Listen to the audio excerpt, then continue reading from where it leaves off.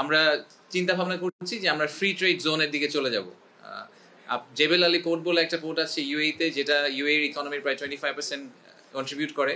So সেই পোর্টটার মতো করে আমরা এরকম আমাদের মাথারবাড়ি ডিপসি পোর্টের কাছাকাছি কোনো একটা জায়গায় ফ্রি ট্রেড জোনের কথা চিন্তা করছি। তো সেখান করার চেষ্টা করছি, এবং এটাই ডিপি ওয়ার্ল্ডের চেয়ারম্যানের আজকের ভিজিটের মূল উদ্দেশ্য ছিল। উনি এখান থেকে প্রধান উপদেষ্টার সাথে দেখা করতে যাবেন এবং তারপরে ওনারা এই ফার্দার আলাপ আলোচনা করবেন। আমাদের বাংলাদেশ থেকে হয়তো একটা টিম ভেরি সুন ইউএই যাবে বুঝার জন্য যে আসলে ফ্রি ট্রেড জোনের পলিসিগুলো কিভাবে অপারেট করে, অপারেশনালি জিনিসটা কিভাবে কাজ করে, এখান থেকে ইকোনমিক বেনিফিটটা আমরা কিভাবে পেতে পারি। তার আগের মিটিংগুলো নিয়ে যদি একটু কথা বলি, আজকে ইন্ডিটেক্সের যে সিইও ছিলেন উনি বলেছেন, ওনার আমি যদি সামারাইজ করি, উনি বলেছেন যে উনি লাস্ট জীবনে প্রথমবারের মতো বাংলাদেশে এসেছেন, এবং ওনাদের অনেকগুলো বেশ বড় বড় ব্র্যান্ড আছে। সবাই জারার কথা বলে, বাট এর সাথে মাসিমো দুটি কিছু ব্র্যান্ডের ওনারা ব্র্যান্ড ওনার।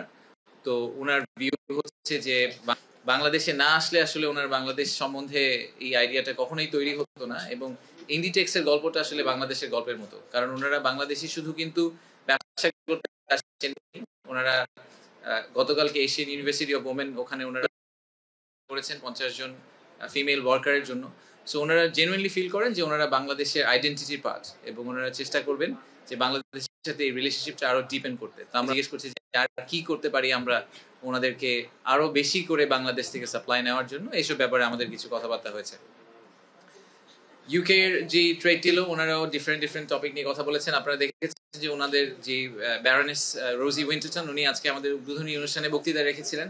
তো সেই বক্তৃতার পরিপ্রেক্ষিতে আমরা দেখতে পেলাম যে ওনাদের একটা whole hearted support for interim government, এবং বাংলাদেশে যে 2035 এর কথা আমরা আজকে যে ন্যারেটিভটা সেট করার চেষ্টা করেছি যে আমাদের ভিশনটা কি, সেই ভিশনটাকে সাপোর্ট করার জন্য ওনাদের ফুল সাপোর্ট, ওনারা ওনাদের ফুল সাপোর্টটা আমাদেরকে দিবেন। সেটা ট্রান্সপোর্টেশন ইন্ডাস্ট্রি হোক, এডুকেশন হোক, হেলথ কেয়ার হোক। আজকে চিফ অ্যাডভাইজারের সাথে যখন কথা হয়েছে তখন মেইনলি আমরা আসলে এডুকেশন এবং হেলথ কেয়ার নিয়ে অনেক কথা বলে, আমরা চেষ্টা করছি ওই জায়গাটা ইউকের সাথে কোনো ধরনের কোলাবোরেশনে যাওয়া যায় কিনা।